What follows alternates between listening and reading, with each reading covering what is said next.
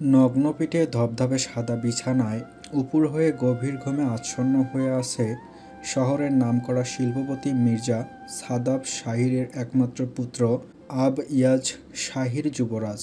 তার সমস্ত পিঠ জুড়ে অঙ্কিত রয়েছে বিশালাকার এক ঈগলের হিংস্র কালারফুল ট্যাটু, সাথে গলা পেঁচিয়ে রাখা বীভৎস এক ড্রাগন স্নেকের ভয়ানক কালো ট্যাটু।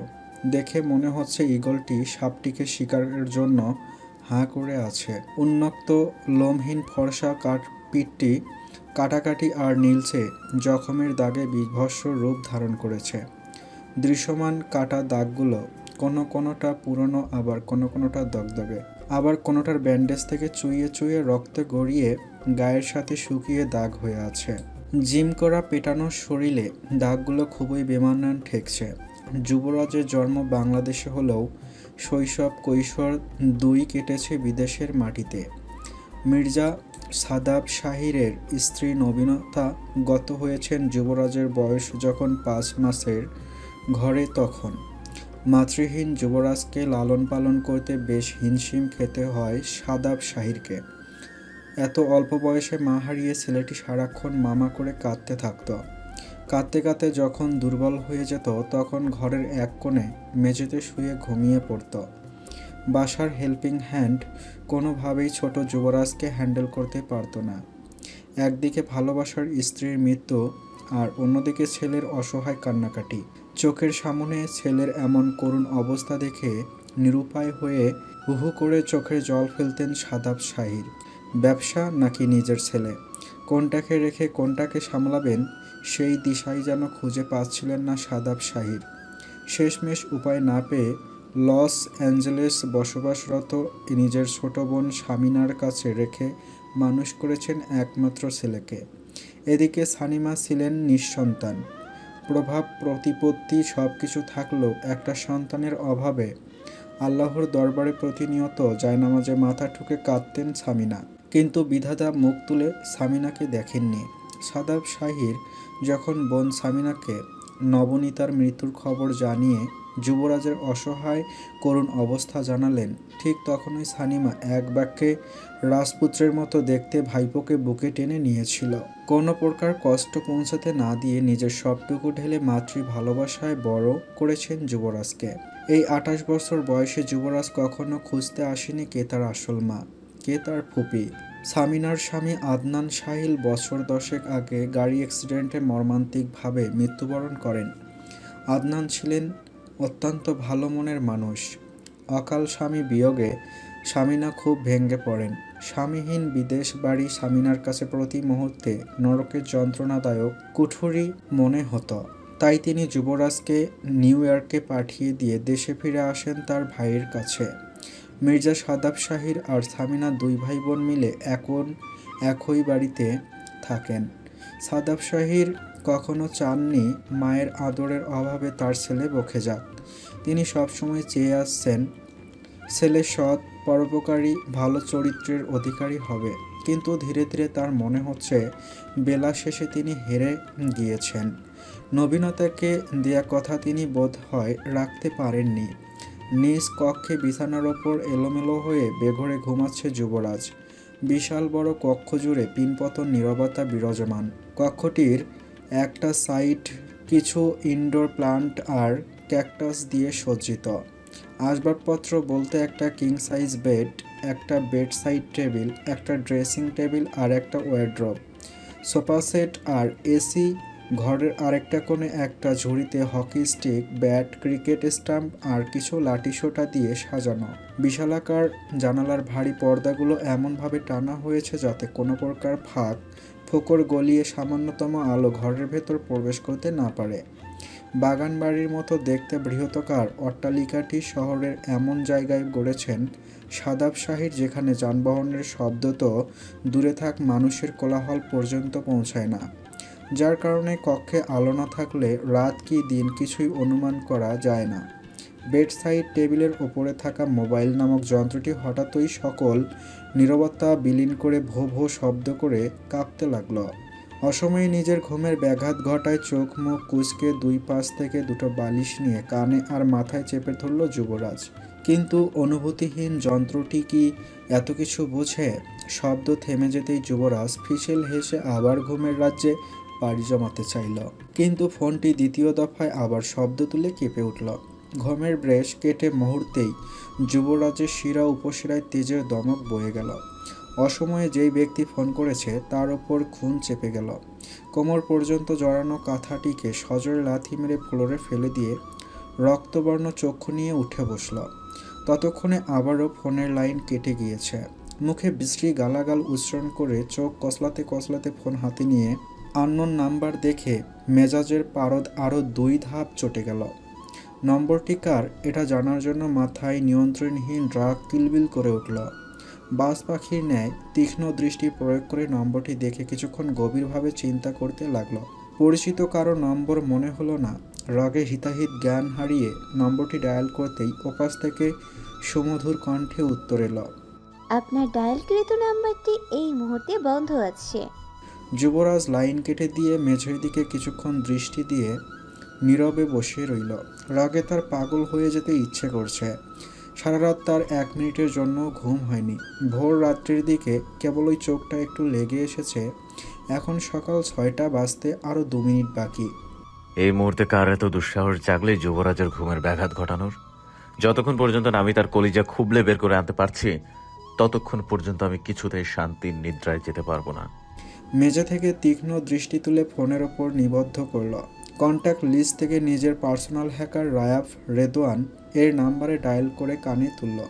প্রথমবারের রিং রায়াফ তুলল না, এতে যুবরাগের রাগ আকাশচুম্বী হলো। মুখে অদ্ভুত এক ইংরেজি গালি উচ্চারণ করে দ্বিতীয়বার কল লাগাল। লাইন কেটে যাবে এরকম শেষ মুহূর্তে রায়াফ কিছুটা বিরক্ত হয়ে ফোন রিসিভ করতেই গমগমে ভরাট কণ্ঠে যুবরাজ বলে উঠল, একটা নাম্বার দিচ্ছি, এক্ষুনের ছবি সহ সকল ইনফরমেশন চাই আমার। রায়াফ ঘুম জড়ানো কণ্ঠে বলে উঠল, ঘুমোচ্ছি ব্রো, ঘুম থেকে উঠে দেই, চোখ খুলতে অনেক কষ্ট হচ্ছে। যুবরাজ হুঙ্কার ছেড়ে বলে উঠল, তোর চোখ খুলতে কষ্ট হচ্ছে আর আমার ঘুমাতে কষ্ট হচ্ছে। এখন বল কোনটা আগে, তোর চোখ খোলা নাকি আমার চোখ বন্ধ করা? ঘটনা বেগতিক বুঝতে পারল রায়াফ। ধরফর করে ঘুম ফেলে নিজের ল্যাপটপ টেনে বাবু হয়ে বিছানায় বসল। হাই তুলতে তুলতে ল্যাপটপ অন করে কাজ করতে করতে রায়াফ বলে উঠল, নাম্বার দে, আর আমাকে জাস্ট 5 মিনিটস টাইম দে। যুবরাজ খট করে লাইন কেটে দিয়ে রায়াফের নম্বরে SMS পাঠিয়ে উত্তরের অপেক্ষায় বিছানায় চিত হয়ে শুয়ে মাথার পেছনে 2 হাত রেখে পায়ের ওপর পা তুলে সামনে নাস্তাতে লাগলো আর ভাবতে লাগলো, যে আমার ঘুমের ব্যাঘাত ঘটিয়েছে এই সাত সকালে তার শাস্তি কিভাবে দেব আমি? কুপিয়ে পিস পিস করে লবণ মাখিয়ে নাকি 1 মাস বিভিন্ন টর্চারের উপর রেখে তাকে ঘুমাতে না দিয়ে? যুবরাজের চিন্তায় ভাটা পড়ল মেসেজের টুং শব্দে। দ্রুত শিয়াল যেভাবে শিকার আক্রমণ করে ঠিক সেইভাবে সো মেরে নিজের ফোনটা হাতে তুলে লক ছাড়িয়ে রায়াফের মেসেজ ওপেন করল যুবরাজ। মুহূর্তের ব্যবধানে রাগের পারদ 0 হয়ে গেল। চোখের ঘুম কোথায় গিয়ে পালালো তার হদিসই পাওয়া গেল না। টনটনে মাথা ব্যথাটা নিমিষেই গায়েব হয়ে শরীর মন দুটোই প্রশান্তিতে ভরে গেল। বার 2-1 ফাঁকা ঢোক গিলে শুষ্ক গলাটা ভেজানোর চেষ্টা করলো যুবরাজ, কিন্তু গলাটা ভেজার পরিবর্তে চৈত্র মাসের খরায় ফেটে যাওয়া চৌচির ভূমির ন্যায় দ্বিগুণ শুষ্ক হয়ে উঠল। মুহূর্তেই পুরো শরীর মন অস্থির হয়ে উঠল যুবরাজের। হাতের ফোন বিছানায় ফেলে দ্রুত জানালার পর্দা সরিয়ে রুম আলোকিত করে দিল যুবরাজ। তবুও তার অস্থিরতা কোনোভাবেই কমছে না। এসির পাওয়ার 19। সাধারণত এই টেম্পারেচারে শীত অনুভূত হওয়ার কথা, কিন্তু যুবরাজের সমস্ত শরীর ঘামে ভিজে জবজবে অবস্থা। নিজের অস্থিরতা কমাতে দ্রুত বেলকনির দরজা খুলে দৌড়ে বৃহতাকার খোলা বেলকনিতে এসে দাঁড়ালো যুবরাজ। এরপর রেলিংয়ে হাত দিয়ে সামান্য ঝুঁকে বুক ভরে শ্বাস টেনে মনে মনে বলে উঠল, এবার একটু ভালো লাগছে। এত ভোরবেলায় উঠে যুবরাজ কখনো প্রকৃতির এমন শান্ত স্নিগ্ধ রূপ দেখেনি বললে ভুল হবে। বিভিন্ন ব্যস্ততায় তার সময় হয়ে ওঠেনি। ফুরফুরে ঠান্ডা উত্তরীয় সমীরণ, সাথে পূব আকাশ, লাল টকটকে সূর্যের আভা ছড়ানো দৃশ্য সব কিছুই যেন যুবরাজকে দ্বিতীয় দফায় মুগ্ধ করল। ভোরের নির্মল মিষ্টি বাতাস যুবরাজের ঘাড় সমান এলোমেলো চকলেট রঙা চুলগুলো এলোপাথারি উড়িয়ে দৃষ্টি সীমানা অবরোধ করতে চাইছে। যুবরাজ দুই হাতের সাহায্যে ব্যাকব্রাশের মতো করে চুলগুলো পিছনে ঠেলে দিয়ে পুনরায় প্রকৃতির সৌন্দর্য উপভোগে মগ্ন হলো, কিন্তু বেশিক্ষণ সেই সৌন্দর্য দৃষ্টি উপভোগ করতে চাইল না। যুবরাজের মনে হলো কিছুক্ষণ আগে সে যেই সৌন্দর্য উপভোগ করেছে সেই সৌন্দর্য পৃথিবীর আর দ্বিতীয় সৃষ্টি হয়নি। বেহায়া মন দ্বিতীয়বার সেই সৌন্দর্যের দর্শন চাইল। নিজের মনের ওপর নিজেরই নিয়ন্ত্রণ খাটছে না যেন। নিজেকে শাসিয়ে ঠোঁট কামড়ে নিজের কক্ষে চলে এলো যুবরাজ। লাজুক হেসে ফোন হাতে তুলে রায়াফের পাঠানো মেসেজ ওপেন করে মুচকি হাসল। ফোনের স্ক্রিনে কিছুক্ষণ মুগ্ধ দৃষ্টিতে তাকিয়ে ধীর কণ্ঠে বলে উঠল, এই যুবরাজ সবসময় দুটো জিনিসের লোভ বেরিয়ে গেছে। এক হচ্ছে টাকা, আর দ্বিতীয় হচ্ছে নারী। টাকা আর নারী দুইটাই মির্জা আবিয়াস শাহের যুবরাজকে ধরা দিয়েছে নিজে স্বেচ্ছায়। যুবরাজ সেই সুযোগের সদ্ব্যবহার করে কখনো এই দুটো জিনিস হাসিল করেনি, কিন্তু তোমাকে যে কোনো মূল্যেই যুবরাজ হাসিল করবে। নিজে থেকে ধরা দিয়ে বড় বিপদে পড়ে গেলে সুইট হার্ট, এবার সামলাও আমাকে। কি ব্যাপার রাজ্য, তোমাকে যে নাম্বারটা দিয়েছিলাম সেটার সম্পর্কে খোঁজ নিয়ে অফিসে ডাটা সাবমিট করনি কেন এখনো? ওয়াই? সোয়াট টিম কমান্ডারের ভারী কি আওয়াজে থতমত খেল রেহনুমা রাবাব রাজ্য। নিজেকে স্বাভাবিক রেখে কম্পিউটারে কিছু সার্চ করতে করতে অফিসারের উদ্দেশ্যে ভারী কণ্ঠে বলে উঠল, সারা রাত চেষ্টা করার পর ভোর রাতের দিকে আমি তার ফোনটা খোলা পেয়েছি স্যার। দুইবার কল করেও কোনো রেসপন্স পাওয়া যায়নি। এদিকে আমার মোবাইলের ব্যাটারি ডেড হয়ে যাওয়ায় আপনাকেও কোনো ইনফরমেশন দিতে পারিনি। কিন্তু আমি অফিসে এসে ডেটা চেক করে দেখেছি, আপনি যে নাম্বারটা আমায় দিয়েছিলেন সেটা একটা ডিজিট ভুল ছিল। আমি সারা রাত রং নাম্বারের পেছনে ঘুরেছি স্যার। জুনিয়র অফিসারের মুখে এমন কড়া কণ্ঠ ঠিক হজম হলো না কমান্ডর বেনজির আশরাফির। নিজেকে বিজ্ঞ জাহির করতে নিজের ড্রয়ার থেকে ক্রিমিনাল লিস্ট বের করে নিজের সেন্ড করা নম্বর আর কাঙ্ক্ষিত ব্যক্তির নম্বর কাটায় কাটায় মিলিয়ে নিলেন। নিজের ভুল চোখে পড়তে ক্রিমিনাল পেপার ড্রয়ারে পুরে গলা খাকারি দিয়ে বলে উঠলেন, নাম্বারে যে ডিজিট ভুল আছে এটা তোমার তখনই বলা উচিত ছিল, যখন তোমাকে নাম্বার সেন্ড করেছিলাম। ক্রিমিনাল লিস্ট না দেখে কিভাবে জানবো স্যার যে ভুল নাম্বার আছে? অবাক হয়ে জানতে চাইল রাজ্য। মেয়েটির অত্যাধিক সাহস দেখে চোখ মুখ কুঁচকে গজগজ করতে করতে কম্পিউটারের সামনে বসে পড়লেন বেনজির আশফি। যেই কমান্ডারের ভয়ে সোয়াটের পুরো টিম মাথা ঝুঁকিয়ে থাকে, সেখানে এই মেয়ে চোখে চোখ রেখে জবাব দিচ্ছে। এই অফিসার কে? একটা উচিত শিক্ষা দেব আজকে। মনে মনে সিদ্ধান্ত নিলেন কমান্ডার বেনজির। যেই ভাবনা সেই কাজ। নিজের ঠাট বজায় রাখতে গড়গড় করে বলে উঠলেন, আজকের দিনের মধ্যে এই ক্রিমিনালের সকল ইনফরমেশন তুমি একাই কালেক্ট করবে, কারো হেল্প নিতে পারবে না, এমনকি তোমার সহকারী এনিরও না। কমান্ডারের এমন কথায় রেহনুমা রাজ্য যেন আকাশ থেকে পড়ল। মনে মনে ভাবতে লাগলো, ওনার সাথে কিসের শত্রুতা আমার? সারাক্ষণ এইভাবে পেছনে লেগে থাকে, সুযোগ পেলে ঠিক একদিন বেটা তোর ঘাড় মটকে দেবে, দেখিস। কি হলো, বসে বসে কি ভাবছো? এখনো যাচ্ছ না কেন? কমান্ডারের উঁচু ধমকে নড়ে চড়ে উঠল রাজ্য। মুখে স্মিত হাসি ঝুলিয়ে বোকার মতো হো হে করে হেসে উঠে বলল, যাচ্ছি স্যার, যাচ্ছি। বলতে বলতে নিজের কম্পিউটার অফ করে প্রয়োজনীয় ওয়েপন নিয়ে অফিসের বাইরে বেরিয়ে এলো রাজ্য। পার্কিং লটে এসে বাইক স্টার্ট দেবার আগেই পেছন থেকে ডেকে উঠল এনি। রাজ্যর দিকে তাকিয়ে জিজ্ঞাসু হয়ে জানতে চাইল, এই অসময়ে সিভিল ড্রেসে কোথায় যাচ্ছিস? মাথার হেলমেট পরতে পরতে এনির দিকে অসহায় চোখে তাকিয়ে রাজ্য বলে উঠল, হাইড অ্যান্ড সিক খেলতে যাচ্ছি। আমিও যাব তোর সাথে, দাঁড়া।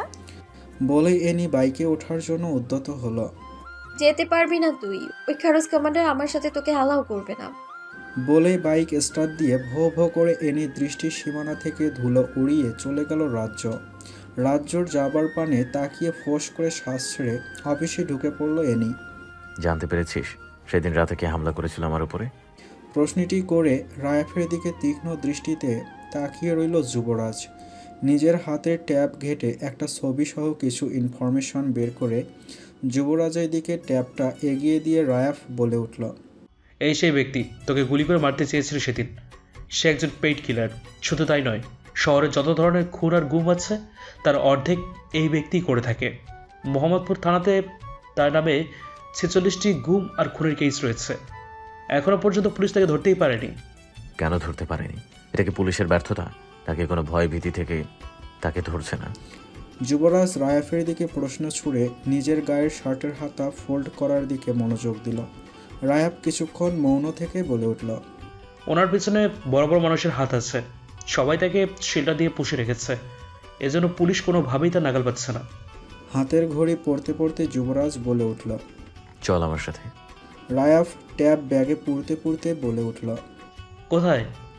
বড় বড় হাত কাটতে। কথাটি বলে মুখে কাঠিন্য ভাব এনে পিছনের দিকে না তাকিয়ে লম্বা লম্বা পা ফেলে গটগট করে হাঁটা দিল যুবরাজ। শহরের নামকরা একটি বিশাল শপিং মলের সামনে দাঁড়িয়ে আছে রাজ্য। বৃহতাকার এই 8 তলা বিশিষ্ট শপিং মলটি উপর থেকে নিচ পর্যন্ত পরখ করে ফুস করে শ্বাস ছেড়ে মাথার হেলমেট খুলে বাইকে রেখে ভেতরে ঢোকার জন্য পা বাড়ালো সে।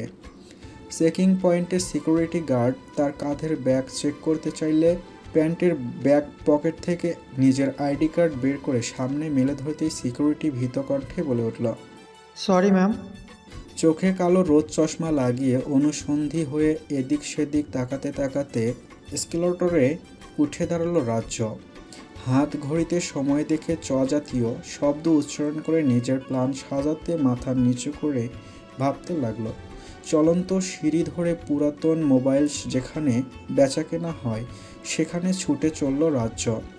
একটি দোকানে গিয়ে হাতে থাকা ছবি দেখিয়ে বলে উঠল, এই ফোনটা এখানকার কোন দোকান থেকে নেওয়া হয়েছে? ফোনটি দেখেই দোকানের কর্মচারী ছেলে দুটো একজন আরেকজনের মুখের দিকে তাকিয়ে ফাঁকা ঢোক দিল। তাদের মুখের হঠাৎ পরিবর্তন দেখেই রাজ্য বলে উঠল, কোন দোকানের ফোন এটা? ভীত ছেলে দুটো আঙ্গুলের ইশারায় পাশের দোকান নির্দেশ করতেই রেহনুমা রাজ্য আর বাক্য খরচ না করে সেই দোকানটিতে গিয়ে বলে উঠল, কে কিনেছে এই ফোনটা? দোকানে মাঝ বয়সী পাঞ্জাবি টুপি পরিহিত এক লোক রাজ্যের হাতের ছবির দিকে তাকিয়ে কঠিন বিরক্তি নিয়ে বলে উঠল, এই ফোন আমার দোকানের না, আর বেশি ক্যাচাল না কইরা ভালোই কাইটা পড়েন। লোকটির কথা শুনে রাজ্য ফিসলে হেসে বলে ওঠে, খেটে পড়ার হিসেব তো পরে, আগে বলুন কে কিনেছে এই ফোন? লোকটি চোখ মুখ কুঁচকে বিরক্তি ভাব দেখিয়ে বলে উঠল, এখন নামাজের টাইম, আপনি সরেন এখান থেকে। রাজ্য বুঝে গেল সোজা আঙ্গুলে ঘি উঠবে না এখানে। দ্রুত ব্যাগ থেকে হেকলার VP9 পিস্তল বের করে লোকটির কপাল বরাবর তাক করে তেজি কণ্ঠে বলে উঠল, হু বট দিস মোবাইল ফোন? এবার লোকটির মাঝে কিছুটা আতঙ্ক পরিলক্ষিত হলো। 2 হাত ওপরে তুলে ধীর কণ্ঠে বলে উঠল, ম্যাডাম, আমরা শুধু পুরনো মোবাইল কেনা বেচা করি। দোকানে এই মোবাইলটা সবচেয়ে পুরনো মডেলের ফোন আছিল। শুধু তাই না, সাথে একটা সিমও আছিল। কিছুদিন আগে কিছু ছেলেপিলে আইসা জোরপূর্ব এই ফোনটা নিয়ে গেছে। আমরা তাদের নাম জিজ্ঞেস করলে তারা বলেছিল আমরা কালামানিকের লোক। এই ফোন কালামানিকের কাজের জন্য আমরা নিচ্ছি। আপনি তো জানেন ওই লোক কতটা ভয়ঙ্কর। লোকটি কপাল থেকে পিস্তল সরিয়ে রাজ্য বলে উঠল, আপনি কখনো সচক্ষে কালামানিককে দেখেছেন? লোকটি রাজ্যের প্রশ্নের জবাবে ভীতি মিশ্রিত কণ্ঠে উত্তর দিল, ওই কালামানিক যারে খুন করে সে ছাড়া আর কেউ কোনো দিন তারে নিজ চোখে দেখে নাই ম্যাডাম। লোকটির কথায় রাজ্যের কপালে চিন্তার ভাঁজ পড়ল। ফোনটাতে যেই সিম ছিল সেই সিমের মালিক 2 বছর আগেই গত হয়েছেন পুলিশের এনকাউন্টারে। কারণ লোকটা ছিলেন একজন দাগি আসামি। প্রশাসনের উপর মহল থেকে অর্ডার ছিল তাকে দেখা মাত্র সরাসরি ক্রস ফায়ার করার। লোকটার ব্যবহৃত ফোন আর সিম দুটোই পুলিশ তন্ন তন্ন করে খুঁজেছে বিভিন্ন ইনফরমেশনের তাগিদে।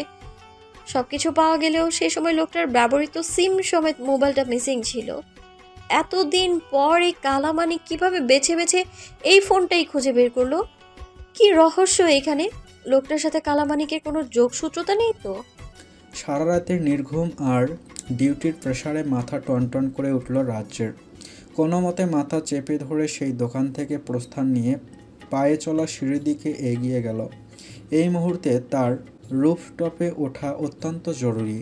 গোয়েন্দা ইনফরমেশন মোতাবেক শপিং মলের শপিং মলের অপোজিট সাইডে যেই 9তলা বিশিষ্ট লাক্সারি হোটেলটি রয়েছে তার 8তলায় দক্ষিণ পাশে যে কোনো একটি রুমে কালামানিক রয়েছে। পুলিশ যতটুকু অনুসন্ধান করেছে সেই মোতাবেক নাম কালামানিক হলেও লোকটি ধবধবে ফর্সা, শক্তপোক্ত গোফওয়ালা মাঝবয়সী একজন ব্যক্তি। রাজ্য মাথা নিচু করে হাঁটতে হাঁটতে হঠাৎই কিছুর সাথে ধাক্কা খেয়ে চোখ মেলে ওপরে তাকায়। সামনে দাঁড়ানো অদ্ভুত রকমের সৌন্দর্যে ভরপুর বিশালাকার সুঠামদেহী সুপুরুষ দেখে রাজ্য কিছুটা ভড়কে গেল। এরকম যুবকের দেখা সচরাচর পাওয়া যায় না বললেই চলে। হাতে কপালে ব্যান্ডেজ লাগানো, লাল টকটকে ঠোঁট দুটোর মাঝখানে জ্বলন্ত সিগারেট ঠাসানো, চোখের দৃষ্টি গোলকধাঁধার ন্যায়। এ ধরনের দৃষ্টি দিয়ে যে কাউকে মুহূর্তেই হিপনোটাইজ করা যায়। ঘাড় সমান স্টাইল করে কাটা চুলগুলো যুবকের সৌন্দর্য অন্য সব পুরুষের থেকে 1000 গুণ বাড়িয়ে দিয়েছে। বুকের কাছে শার্টের বাটন খোলা থাকার দরুন গলার কাছে ভয়ঙ্কর এক সাপের লকলকে জিভ বের করা হা করানো ট্যাটু দেখেই যে কারো শরীর শিউরে উঠতে বাধ্য। যুবকের এমন আলদা শিহরণ জাগানো সৌন্দর্যে মুগ্ধ হবার বদলে আশ্চর্য হয়ে নিজেকে সামলে সরে দাঁড়ালো রাজ্য। এরপর বিনয়ের সাথে মিহি কণ্ঠে বলে উঠল, আমি extremely sorry, please don't mind. কথাটি বলে রাজ্য রাস্তা ছেড়ে দিয়ে নিজের গন্তব্যের দিকে হাঁটা দেয়। এদিকে সুপুরুষ যুবক ভ্রু কুঁচকে নিয়ন্ত্রণহীন রাগ নিয়ে সামনে দাঁড়ানো মানবের দিকে নজর দেয়। মুহূর্তে ঠোঁট প্রশস্ত হয়ে রাগ পানি হয়ে আপনা আপনি কণ্ঠ থেকে নির্গত হয় আবেশ জড়ানো বাক্য, সুবহানাল্লাহ। রাজ্যের যাবার পানে এক দৃষ্টিতে তাকিয়ে নিজের হৃদযন্ত্রের হার্টবিট মিস করে এপাশের পুরুষ। পাশে দাঁড়ানো রায়াব সবকিছু পর্যবেক্ষণ করে গলা খাকারি দিয়ে নিচু কণ্ঠে বলে ওঠে, এভাবে বুকে হাত চেপে দাঁড়িয়েছিস কেন? কোনো প্রবলেম হচ্ছে তোর? মরে যাচ্ছি বন্ধু, এই ঘাতকিনি আমাকে ঘায়েল করেছে। যুবরাজের মুখে এমন উদ্ভট বাণী শুনে রায়াব ফিক করে হেসে উঠল। তবুও যুবরাজের মধ্যে কোনো হেলদোল দক্ষিত হলো না। রায়াব দ্বিতীয় দফায় বাহুতে পাঞ্চ মেরে বলে উঠল, যেটা করতে এসছিস সেটা করবি না, নাকি দাঁড়িয়ে দাঁড়িয়ে ঢং করবি? যুবরাজ বুকে হাত রেখে মন্ত্রমুগ্ধের ন্যায় বলে উঠল, তোর ভাবির সৌন্দর্য দর্শনের উসিলায় হামলাকারীর জান আমি ভিক্ষা দিলাম ব্রো। রায়াব যুবরাজের কথার আগামাথা না বুঝে যুবরাজকে টেনে এক কর্নারে এনে দাঁড় করিয়ে চাপা কণ্ঠে বলে উঠল, এসব কি বলছিস? এখানে এভাবে জোরে জোরে মেয়েটাকে তুই জানিস? হুঁশ ফিরল যুবরাজের। রায়াফের কথার প্রতিউত্তর না করে ভরাট কণ্ঠে বলে উঠল, মেয়েটা আমার হৃদয় চুরি করে নিয়ে গেছে ব্রো, চল গিয়ে চোর ধরে আনি। 8তলা বিশিষ্ট শপিং মলটির খোলা ছাদের একদম রেলিং ঘেঁষে দাঁড়িয়ে আছে রাজ্য।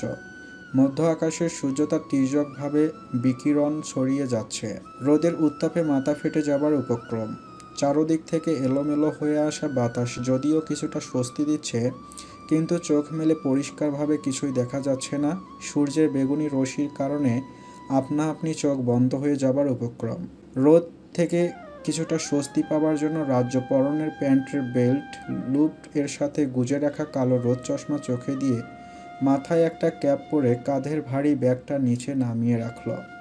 এরপর অপোজিট সাইডের বিল্ডিংটির দিকে তাকিয়ে দক্ষিণ পাশের সমস্ত দরজা জানালা পরখ করে নিল।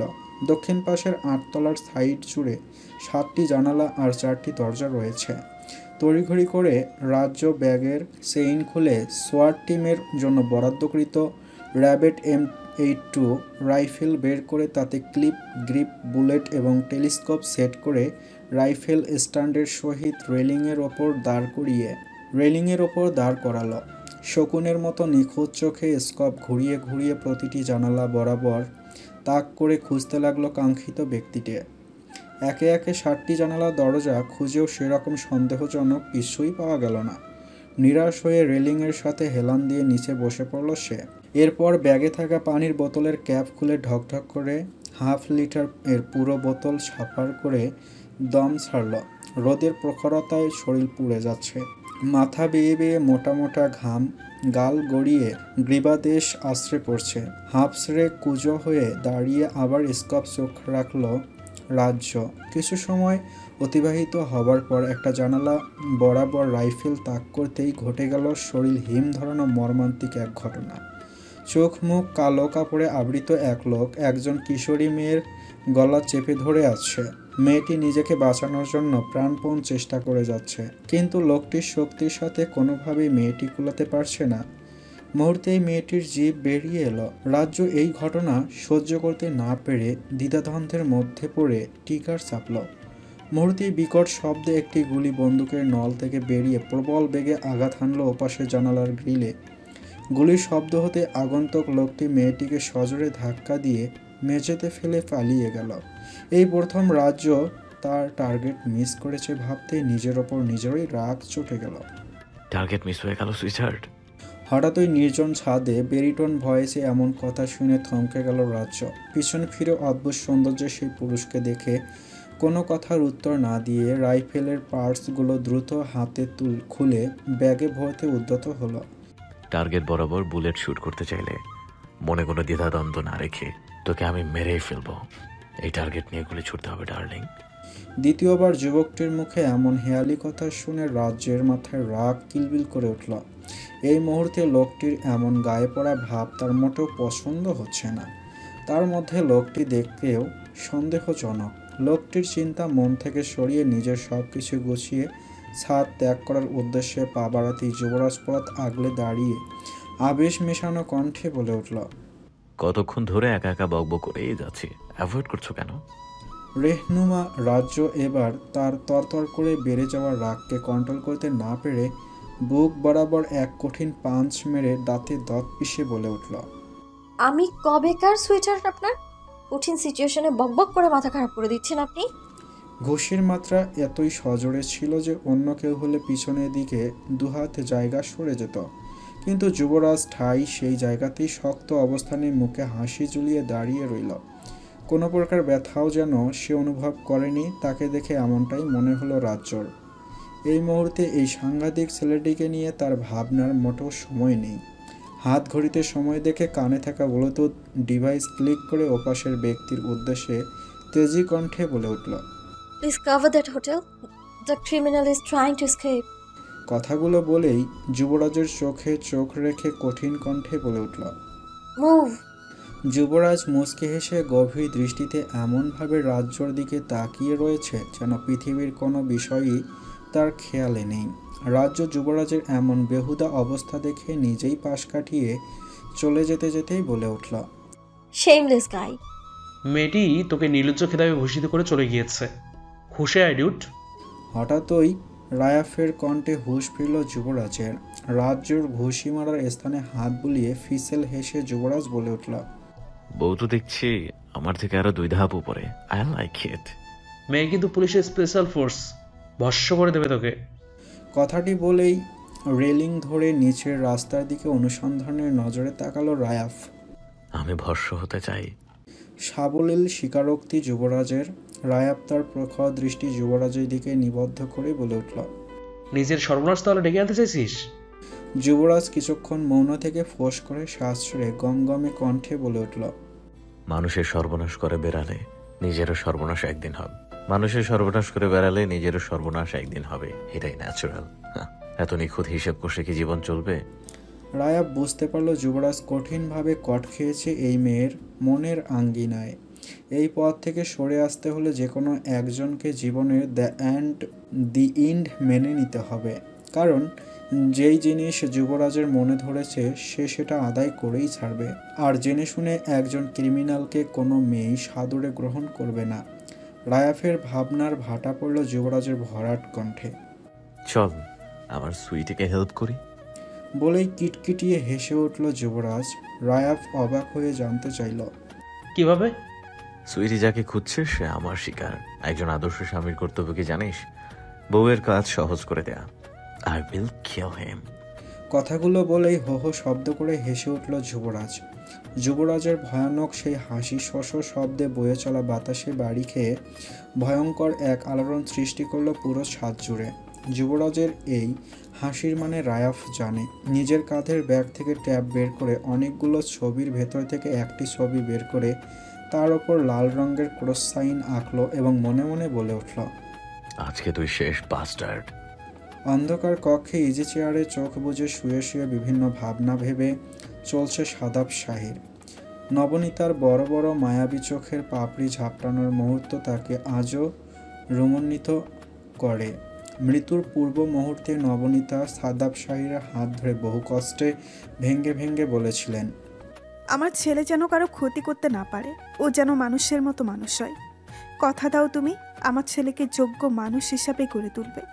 যুবরাজ যেন মায়ের অভাবে আর 5টা ছেলে মেয়ের মতো নষ্ট না হয়। নবীনতার মৃত্যুপূর্ব ছেলের ভবিষ্যৎ নিয়ে চিন্তিত সেই করুণ আকুতি আজও সাদাব শাহিরের কানে বাজে। তিনি দুঃস্বপ্নেও ভাবেননি তার ছেলে একজন খুনি হবে। ছেলেকে সঠিকভাবে মানুষ করতে না পারার ব্যর্থতা নির্যাতন পর্যন্ত করতে দেয় না সাদাব শাহিরকে। ভাইয়া ঘুমাচ্ছ? সামিনার মৃদু কণ্ঠের প্রশ্নে চোখ মেলে তাকালেন সাদাব শাহির। চেয়ারে হেলান দিয়ে রাখা মাথা তুলে হাঁটুতে ভর দিয়ে ধীরে ধীরে উঠে দাঁড়ালেন। এরপর বোনের দিকে করুণ দৃষ্টি পেতে প্রশ্নবাণ সুরে বলে উঠলেন তিনি, আমার ছেলে মানুষের জীবন কেড়ে নেয়, এটা তুই কবে থেকে জানতিস? বড় ভাইয়ের মুখে এমন প্রশ্ন শুনে ভয়ে কাঁপে ওঠেন সামিনা। যেই সত্য এতগুলো দিন তিনি চেপে এসেছেন সেটা তার ভাই কিভাবে উন্মোচন করলেন। বিশালাকার হোটেলটির চারপাশ পুলিশ আর পুলিশের স্পেশাল ফোর্স সোয়েটের দখলে। সোয়াট হচ্ছে পুলিশের এমন একটি সংস্থা যারা সমস্ত কঠিন সিচুয়েশন দক্ষ হাতে হ্যান্ডেল করার জন্য উচ্চ প্রশিক্ষণ প্রাপ্ত হন।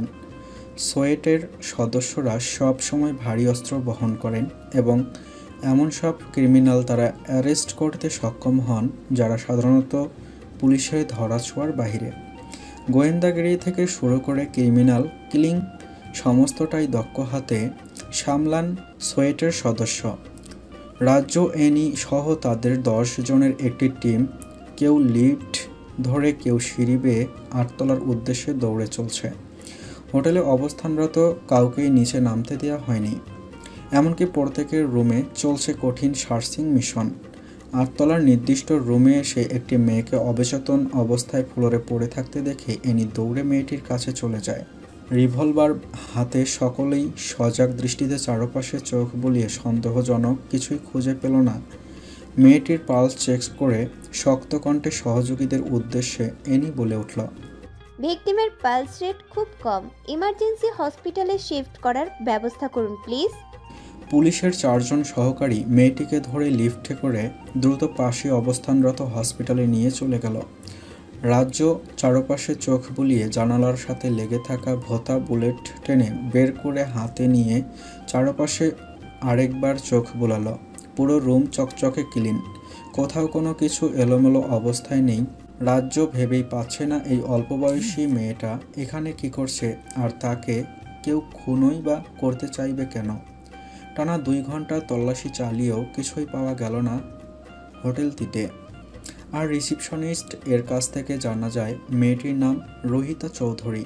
সে নিজেই এই হোটেলটি 2 দিনের জন্য বুক করেছে। মেয়েটির কন্ট্যাক্ট নম্বর ছাড়া আর কোনো ইনফরমেশন তাদের কাছে নেই। রাজ্য রিসিপশনিস্ট এর কাছ থেকে নম্বরটি নিয়ে তার টিম মেম্বার নিয়ে চলে গেল হসপিটালে এর উদ্দেশ্যে। রাজ্যকে এনি আশ্চর্যের সুরে প্রশ্ন করল, তোর অবাক লাগছে না? এইটুকু একটা মেয়ে এত দামি একটা হোটেলে 2 রাতের জন্য রুম বুক করেছে। অবাক তো লাগছেই। এখন সব প্রশ্নের উত্তর এই মেয়েটাই দিতে পারবে। সে কেন এই রুম বুক করেছে, আর এই অজ্ঞাত ব্যক্তিটাই বা কে, আর কি জন্য তাকে মারতে চাইছে। তার আগে মেয়েটার পরিবারের সাথে দেখা করা প্রয়োজন রে। চলছে শ্রাবণ মাস। যখন তখন আকাশ কালো মেঘে তলিয়ে ঝুপঝুপিয়ে নেমে আসছে শ্রাবণের ধারা। আজকের আকাশটা গত কয়েকদিনের তুলনায় অত্যাধিক কালো। দিনের আলোতেও মনে হয় যেন ঘুটঘুটে কালো সন্ধ্যা ঘনিয়ে এসেছে। মাঝে মাঝে বিদ্যুৎ চমকানোর আলোয় কিছুটা ঝলমলে হলেও সব কিছু কেমন যেন ভুতুরে ঠেকছে। এরকম বৈরী আবহাওয়া একটি নির্জন অন্ধকার কক্ষে একের পর এক মদের বোতল খালি করে চলছে অজ্ঞাত এক লোক। লোকটি ঢকঢক করে বোতল সাবার করা দেখে মনে হচ্ছে সে বহুদিনের তৃষ্ণার্ত। দুনিয়ার কোনো বিষয়েই যেন তার কোনো খেয়াল নেই। মদ পান করাই যেন তার এই মুহূর্তে মুখ্য উদ্দেশ্য হয়ে দাঁড়িয়েছে। মদের নেশায় যখন সে চুর হয়ে আছে তখন সন্ধ্যা গড়িয়ে রাতের আগমন হচ্ছে। এমন সময় পুরো দুনিয়া কাঁপিয়ে ঝরঝর শব্দে মোটা মোটা বড় বড় বৃষ্টির ফোঁটা প্রবল বেগে আছড়ে পড়ল ধরণীতে। পকেটে থাকা বাটন মোবাইল ফোনটি বের করে লোকটি সময় দেখে নিল। সন্ধ্যা 7টা বেজে 15 মিনিট। লোকটি ঘুম ঘুম আধ চোখ খোলে মাথা উঁচিয়ে বাইরের দিকে দৃষ্টি মেলল। গুড়গুড় শব্দে ঝরে যাওয়া ভারী বর্ষণের দিকে তাকিয়ে লোকটি অস্ফুট স্বরে বিশ্রী ভাষায় বলে উঠল, সেই একটা মাল ছিল মেয়েটা। একবার বিছানায় তুলতে পারলে শরীর মন দুটোই জড়িয়ে যেত। কি ফিগার মাইরি, পুরাই টসটসে একটা মাল। কিন্তু শালি কোনোভাবেই প্রস্তাবে রাজি হলো না। কোনো মতেই বিছানা পর্যন্ত নিয়ে এসে শরীরের সকল জ্বালা মিটিয়ে ভিডিও করতে পারলেই নেহাল চৌধুরী সাহেবের থেকে যখন তখন কানাকড়ি হাঁটানো যেত। শালি আমার ভালোবাসায় অভিনয় ধরে ফেলে হোটেল থেকে চলে যেতে চাইলো। যেই তাকে দুনিয়া থেকে সরিয়ে দিতে চাইলাম, অমনি কোন মাদার ফাকার এসে গুলি করে দিল, আমার মুখটাই নষ্ট করে দিল। ধ্যাত। লোকটি ধীরে ধীরে কথাগুলো বলতে বলতে আবার ঘুমে তলিয়ে গেল। কতক্ষণ সে এভাবে ঘুমিয়ে রইল সে নিজেও জানে না। কিছুক্ষণ অতিবাহিত হতেই খুব কাছেই বিকট শব্দে বজ্রপাত হলো। বজ্রপাতের শব্দে আর চোখ ঝলসানো আলোয় লোকটির ঘুম ছুটে গেল। কোনো মতে চোখ মেলে উঠে বসে বাইরের দিকে নজর দিল। আধে খোলা দরজার কাছে ছায়ামূর্তির মতো কিছু একটা দেখে লোকটি কাঠের পাতানো চৌকি থেকে ঢুলু ঢুলু শরীরে উঠে দাঁড়ালো। এরপর কোমরে গুজে রাখা পিস্তল বের করে বলে উঠল, কে ওখানে?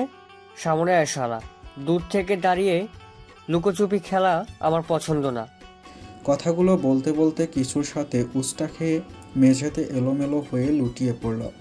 এরপর চৌকির পা ধরে কোনো মতে উঠে দাঁড়িয়ে নেশাক্ত চোখ আবার দরজার দিকে দৃষ্টি দিল। সাথে সাথেই ঘর আলোকিত হয়ে বিদ্যুৎ চমকে উঠল। সেই আলোয় বিশালাকার বলিষ্ঠ এক ছায়ামানব তার দৃষ্টিগত হলো। এবার লোকটি ভয় পেল। এক হাতে পিস্তল, অন্য হাতে চাকু ধরে বলে উঠল, সামনে এসে বাহাদুরি দেখা শালা। সাহস থাকলে চেহারা দেখা তোর। বৃষ্টি আর বাতাসের দাপটে দরজায় দাঁড়িয়ে থাকা যুবকের লম্বা কালো রঙের পাতলা ট্রেঞ্চ কোটটি এলোপাথারি উড়াউড়ি করছে, যা দেখে মনে হচ্ছে কোনো অশরীরী বৃষ্টি বাতাসে জলকেলি করছে। হঠাৎ ওই হো হো শব্দে হেসে উঠল যুবক। তার ভয়ঙ্কর হাসি এই ঘন বর্ষণের আরও ভয়াবহ করে তুলল নিমিষেই। মাতাল লোকটি এবার অনেকটাই ভয় পেয়ে ঘেমে উঠল।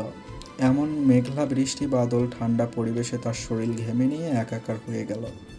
লোকটি গায়ের শার্ট প্যান্টের পকেটে হাতে গ্যাস লাইট খোঁজবার চেষ্টা করলো, কিন্তু সে গ্যাস লাইটটা কোথাও খুঁজে পেল না। দরজায় দাঁড়িয়ে থাকা যুবক পিছনে দুই হাত মুড়ে ধীরে ধীরে লোকটির সামনে এসে দাঁড়ালো। এরপর গমগমে হুঙ্কার ছেড়ে বলে উঠল, আমাকে গুলি করে মারতে চেয়েছিলি কেন? লোকটি যেন এবার ধরাশায়ী হয়েও গেল। মুখের জবাব হারিয়ে গেল। ভয়ে গলা শুকিয়ে কাঠ হয়ে পিপাসায় অস্থির হয়ে উঠল। যুবক যত কাছে এগোয় লোকটি ততই পিছিয়ে যায়। এরকম পিছাতে পিছাতে আধ ভাঙ্গা কাঠের চৌকির সাথে ধাক্কা খেয়ে বিছানায় পড়ে যায়। দ্বিতীয়বার বিদ্যুৎ চমকাতে লোকটির কাছে জমদূত তুলল। মানুষটির চেহারা পরিষ্কার হয়ে যায়। সে বিছানায় গুটি গুটি মেরে বলে ওঠে, আমায় মাফ করে দিন সাহেব।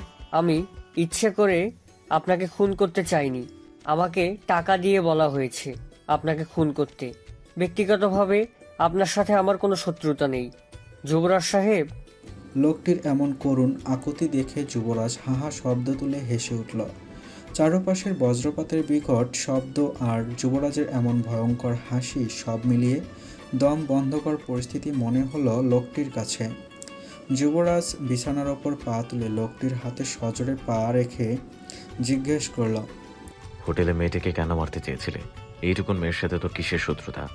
সব সত্যি না বললে এমন শাস্তি দিয়ে মারবো কুকুর শেয়ালও আতঙ্কে তোর লাশে মুখ দেবে না।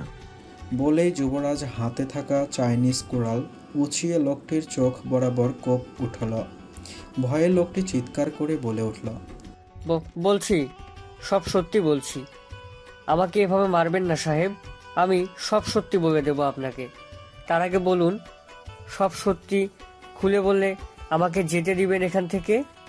যুবরাজ তার মাথায় এলোমেলো চুলগুলো একটা স্টাইলের সহিত বাঁধতে বাঁধতেই বলে উঠল, তোর গল্প যদি আমার মন ছুঁয়ে যায় তাহলে পুরস্কার সমেত তোকে ছেড়ে দেব, কিন্তু যদি একটা মিথ্যে বলেছিস তাহলে। বলেই লোকটির চুলের ঝুঁটি টেনে ধরে বলে উঠল, মগজ সহ চুল তুলে নেব। এদিকে চুলের ব্যথায় লোকটি কাতরাতে কাতরাতেই বলে উঠল, কিছু লুকাবো না সাহেব, সব বলবো, মায়ের দুধের কসম। যুবরাজ পাশে পড়ে থাকা ভাঙ্গা চেয়ার টেনে বসতে বসতেই বলে উঠল, গল্প স্টার্ট কর। এমনভাবে রসিয়ে রসিয়ে বলবি যাতে আমার মজা লাগে, ঠিক আছে? লোকটি বিছানা থেকে উঠে যুবরাজের পায়ের কাছে গিয়ে বসে পড়ে। এরপর চোখ মুখের ঘাম মুছে বলতে শুরু করে। মেয়েটি অনেক বড় বাপের কোটিপতি মেয়ে। মেয়েটি তার কলেজের একটা ছেলেকে পছন্দ করে, এটা আমি জেনে যাই। সেই ছেলেটির নাম করে আমি মেয়েটির ব্যাগে প্রতিদিন চিঠি লিখে মেয়েটিকে পটিয়েছি। ছেলেটির নাম করে ওকে আমি চিঠিতে বলেছি আমাকে পেতে হলে ওই হোটেলে 2 রাত কাটাতে হবে আমার সঙ্গে, না হলে আমি ওর সাথে রিলেশনে যাব না। মেয়েটি ছেলেটির প্রেমে এতটাই অন্ধ হয়ে গিয়েছিল যে সে প্রস্তাবে রাজি হয়ে যায়। মেয়েটি যখন হোটেলে উঠে তখন আমি মেয়েটির সামনে যাই এবং মুখ ঢেকে রাখি। মেয়েটিকে আমি সেক্স করার জন্য জোর করতেই সে আমার চেহারা দেখে ফেলে এবং সাথে সাথে আমাকে চর মেরে দেয়। চর খেয়ে আমার মাথায় খুন চেপে যায়। আমি তার গলা টিপে ধরি, কিন্তু বিশ্বাস করুন সাহেব, রোহিতা চৌধুরীকে খুন করার আমার কোনো ইচ্ছা ছিল না। আমি শুধু ওকে ভোগ করি। ভিডিও বানাতে চেয়েছিলাম। আমার ইচ্ছে ছিল মেয়েটির বাবা মানে নেহাল চৌধুরী খুব সম্মানীয় ব্যক্তি। একবার মেয়েটির স্ক্যান্ডাল তার সামনে তুলে ধরতে পারলে লাখ লাখ টাকা হাতিয়ে নিতে পারবো, কিন্তু তার আগেই ও যেন আমাকে গুলি করে দেয়। কথাগুলো বলে লোকটি যুবরাজের মুখ ভাব বোঝার জন্য উপরে চোখ তুলে তাকায়।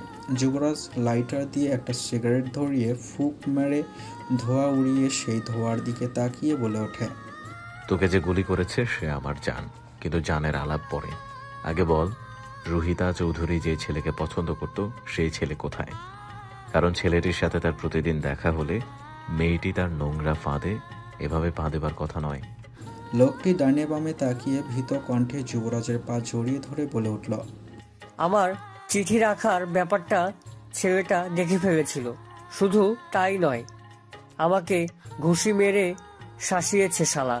2 দিনের পোলাপাইন, তাই ওকে চিরতরে ঘুম পাড়িয়ে ড্রেনে ফেলে দিয়েছি। এবার যুবরাজের রাগে চল শক্ত হয়, হাত মুষ্টিবদ্ধ হয়ে এলো। দ্রুত সিগারেট ফুঁকে জ্বলন্ত ফিল্টার লোকটির ঠোঁটে চেপে ধরল। এরপর গর্জে উঠে বলে উঠল, তোর গল্প আমার পছন্দ হয়নি। তুই আমাকে খুশি করতে ব্যর্থ হয়েছিস। আর যে ব্যক্তি যুবরাজ শাহিরকে খুশি করতে ব্যর্থ হয় সে এই পৃথিবীতে বেঁচে থাকার অধিকার হারায়। শুধু তাই নয়, তুই আমাকে অনেকভাবে অখুশি করেছিস। প্রথমত আমাকে গুলি করে মারতে চেয়েছিস, এরপর একটা নিরপরাধ ছেলেকে মেরেই ফেলেছিস, সাথে একটা মেয়েকে ইউজ করে টাকা কামাতে চেয়েছিস। আর সবচেয়ে অখুশি যেটা করেছিস সেটা হলো আমার জান তোকে গুলি করে ব্যর্থ হয়ে মন খারাপ করেছে। তার মন খারাপ দেখে আমার হৃদয়ে রক্তক্ষরণ হয়েছে। তুই বিশাল মাপের অপরাধী। তুই এই সুন্দর পৃথিবীতে বেঁচে থাকার অধিকার হারিয়েছিস তোতলা মামুন। তোতলা মামুন যুবরাজের পা ধরে হাউমাউ করে কেঁদে বলে উঠল, শেষবারের মতন ক্ষমা করে দিন স্যার। আমি স্বেচ্ছায় পুলিশের কাছে গিয়ে ধরা দেব। আমার সকল খারাপ কাজের দোষ স্বীকার করে আত্মসমর্পণ করব।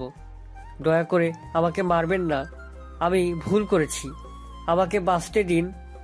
যুবরাজ লোকটির চোখ বরাবর চাইনিজ কুড়াল দিয়ে এক কোপ বসিয়ে বলে উঠল, তোকে বাঁচিয়ে রাখার মুড়ি নষ্ট হয়ে গেছে আমার। তোকে এমনভাবে মারবো যে তোর লাশের অস্তিত্ব পর্যন্ত কেউ খুঁজে পাবে না। মুহূর্তে ছোট খুপড়ি ঘরটি চিৎকার করে আর আর্তনাদে ভরে গেল। সাথে পাল্লা দিয়ে বেড়ে চলল বৃষ্টি আর মেঘের গর্জন। নির্জন কক্ষের ভারী গঙ্গানি মিশ্রিত আর্তনাদ কারো কানেই পৌঁছালো না এই গভীর রাতে। মিনিট 20 পর যুবরাজ ছাতা মাথায় ঘর থেকে বেরিয়ে তার সহযোগীদের বলে উঠল, আমার কাজ শেষ। আবর্জনা এমনভাবে সাফ করবে যেন কিছুই হয়নি। Got it? যুবরাজ গাড়ি স্টার্ট দিতেই বিকট শব্দে আগুন জ্বলে উঠল ছোট্ট কাঠের আর চাটাইয়ের তৈরি আধভাঙ্গা পুরাতন বাড়িটি। যুবরাজ শেষাত্মক হেসে গাড়ি স্টার্ট দিয়ে বলে উঠল, সেনরিটা। বাইরে ঝুপঝুপ বৃষ্টির ঠান্ডা বাতাসে গায়ে কাঁথা মুড়িয়ে গভীর ঘুমে পাড়ি জমিয়েছে রাজ্য। হঠাৎই মৃদু পিঁপড়ার কামড়ের মতো ব্যথায় আউজ শব্দ করে গঙ্গিয়ে উঠল সে। কিন্তু চোখ মেলার সাধ্য হলো না। চোখের পাতাদ্বয় ক্রমশ ভারী হয়ে সেটে রইল।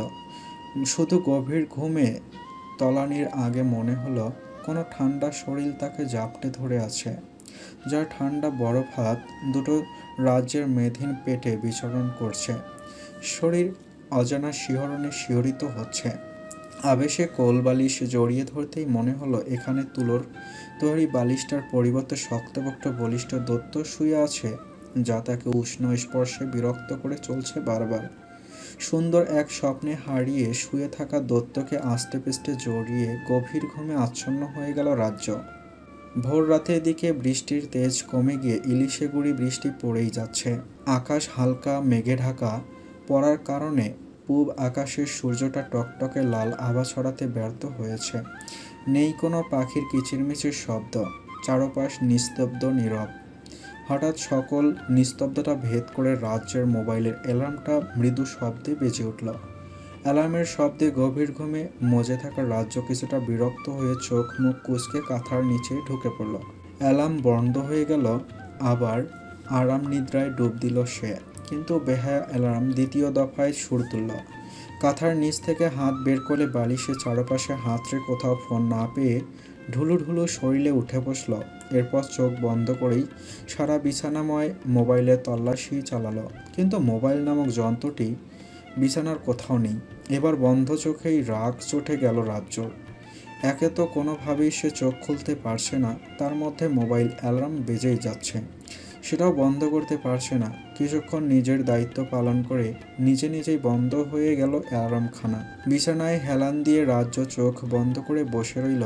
হঠাৎই রাজ্যর মা মিসেস তনুজা চৌধুরী রাজ্যের কক্ষে এসে ডেকে উঠলেন।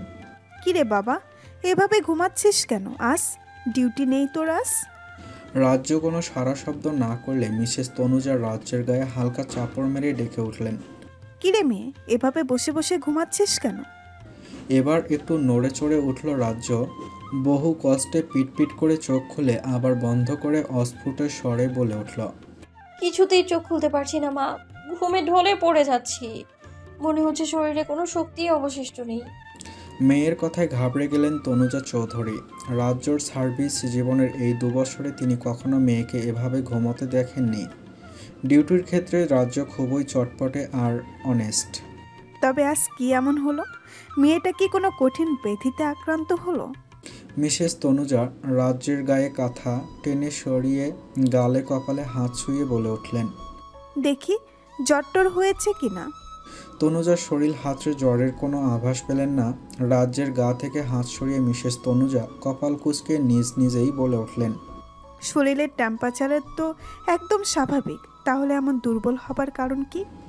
মিসেস তনুজা কোমরে হাত রেখে কিছুক্ষণ চুপ রয়ে দাঁড়িয়ে রইলেন। এরপর রাজ্যকে টেনে নিয়ে বিছানা থেকে নামাতে উদ্বিগ্ন হয়ে বলে উঠলেন, একটা লম্বা শাওয়ার নে, তাহলে ভালো লাগবে। 3 রাত প্রচুর ধকল চাই তো, এই জন্যই বোধহয় এমন লাগছে।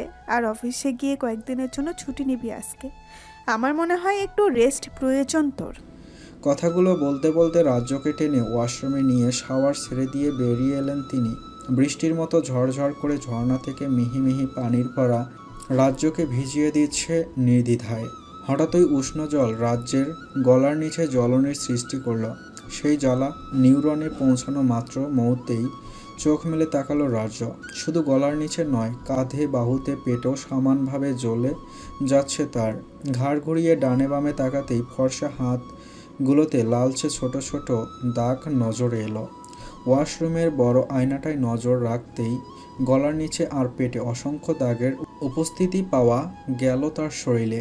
মাথার চাপ প্রয়োগ করে বিগত দিনগুলোর ডিউটির সময়কার কাজ নিয়ে চিন্তা করল রাজ্য। না, শরীরে ব্যথা লাগার মতো কোনো কাজ তো আমি করিনি, তাহলে এই দাগটা কিসের? হঠাৎই রাতে দেখা স্বপ্নের কথা মাথাচাড়া দিয়ে উঠল রাজ্যের মনে। ধবধবে ফর্সা টসটসে লাল ঠোঁটওয়ালা সুঠামদেহী এক রাজকুমার এসেছিল কাল রাতে তার স্বপ্নে, যার বাহু ধরে পরম মমতায় বন্দী ছিল রাজ্য।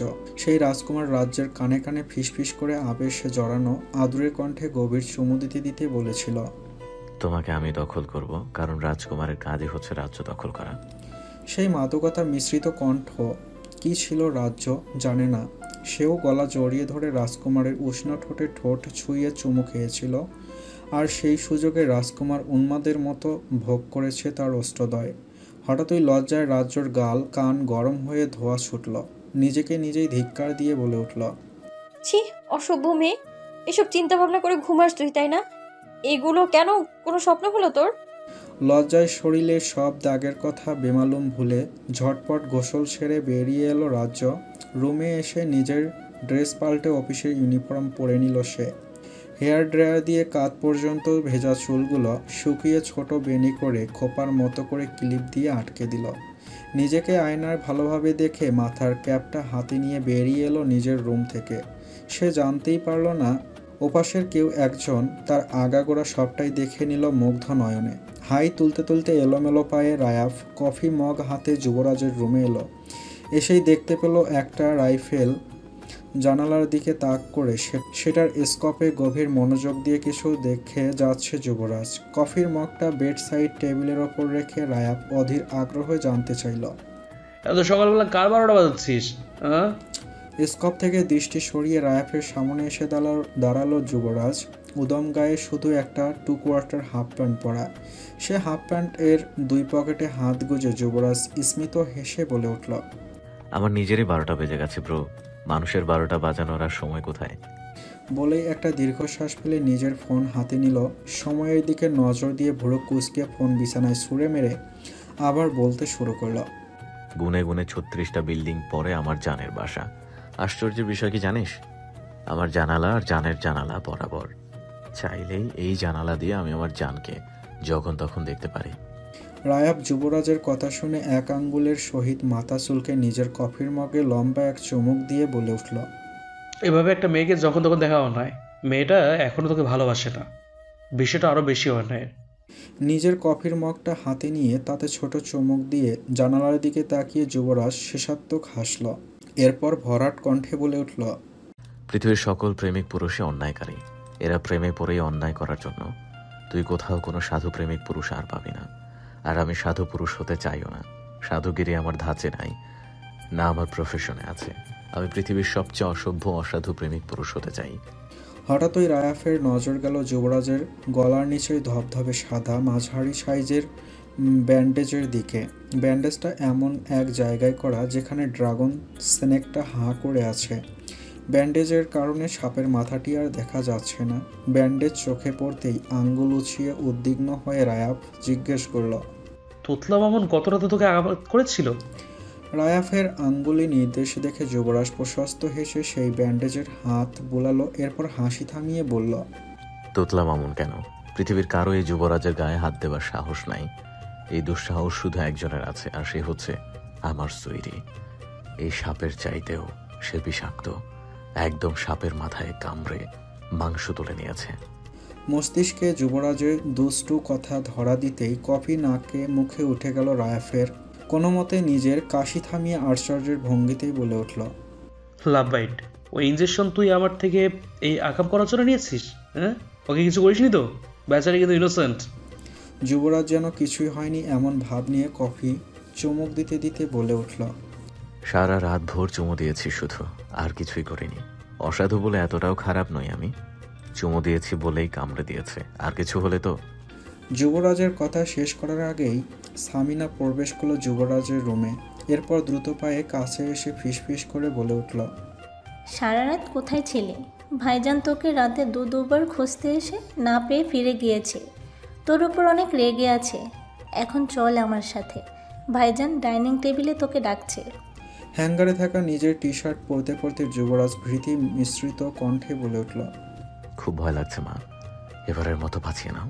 প্রমিস আর জীবনেও রাতে কোথাও বের হবো না। সন্ধ্যার আগে বাড়ি ফিরে আসবো, পড়তে বসবো। যুবরাজের পিঠে এক ঘা বসিয়ে সামিনা বলে উঠলেন, ঢং না করে দ্রুত আমার সাথে আয়। ভাইজান কিছু প্রশ্ন করলে হাতে উত্তর দিবি। আমি তো আছি, দ্রুত আয়। ডাইনিং টেবিলে বসে বসে সামনে কপাল স্লাইড করে চলছেন সাদাব শাহির। ছেলের ভবিষ্যৎ নিয়ে খুবই চিন্তিত তিনি। ভেবেছিলেন শেষ বয়সে এসে ছেলে তার ব্যবসার হাল ধরবে, কিন্তু ছেলে কিসের নেশায় রাত দিন বাইরে বাইরে ছুটে চলে এসেছে সেটাই তিনি ভেবে পাচ্ছেন না। বাবা আমাকে ডেকেছ? যুবরাজের আকস্মিক ডাকে ধ্যান ভাঙল সাদাব শাহিরের। সোজা হয়ে বসে যুবরাজের দিকে তাকিয়ে তার সামনে চেয়ার নির্দেশ করে বসে বলে উঠলেন, বসো এখানে। যুবরাজ চেয়ার টেনে বসতে নিলে সাদাব শাহির ছোট বোন সামিনাকে উদ্দেশ্য করে উঠলেন, তুই এখান থেকে যা, আমি যুবরের সাথে একান্তে কথা বলতে চাই। সামিনা ভয়ে ভয়ে বলে উঠলেন। আসলে ভাইজান, সাদাব শাহীর হাতের ইশারায় সামিনাকে থামিয়ে প্রস্থান করার নির্দেশ দিলেন। যুবরাজের দিকে এক পলক তাকিয়ে সামিনা গুটি গুটি পায়ে স্থান ত্যাগ করলেন। সামিনা চলে যেতেই সাদাব শাহীর কঠিন কণ্ঠে যুবরাজকে বলে উঠলেন, গতকাল সারা রাত কোথায় ছিলে তুমি? পাপা, আমার কাজ ছিল। কি এমন কাজ তোমার যে রাতেও বাড়ি ফেরার সময় হয় না তোমার? পাপা, আমি তোমাকে বলতে পারবো না, আই এম সরি।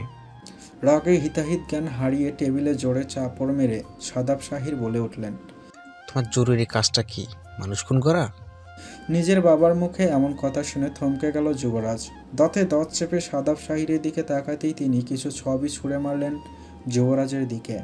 ছবিগুলোর দিকে তাকিয়ে যুবরাজ কাঁপা কাঁপা কণ্ঠে বলে উঠল, এগুলো কে দিয়েছে তোমাকে পাপা? সাদাব শাহীর গর্জে ওঠা কণ্ঠে বলে উঠলেন, কেন, তাকেও মেরে ফেলবে? বাবা, আমি এমনি এমনি কারোর ক্ষতি করি না, আমার কাছে এক্সপ্লেনেশন আছে বলেই। যুবরাজ মাথা নিচু করে ফেলল। দাঁতে দাঁত পিষে সাদাব শাহীর বলে উঠলেন, তোমার কোনো এক্সপ্লেনেশন আমি শুনতে চাই না। আমার ভাবতেও ঘৃণা হচ্ছে আমার ছেলে একজন খুনি। আজ এই মুহূর্তে তুমি আমার সাথে থানায় গিয়ে সারেন্ডার করবে, না হলে এই বাড়ি ছেড়ে দুই চোখ যেদিকে খুশি সেদিকে চলে যাবে। কোনো খুনির সাথে এক ছাদের নিচে আমার পক্ষে থাকা সম্ভব না।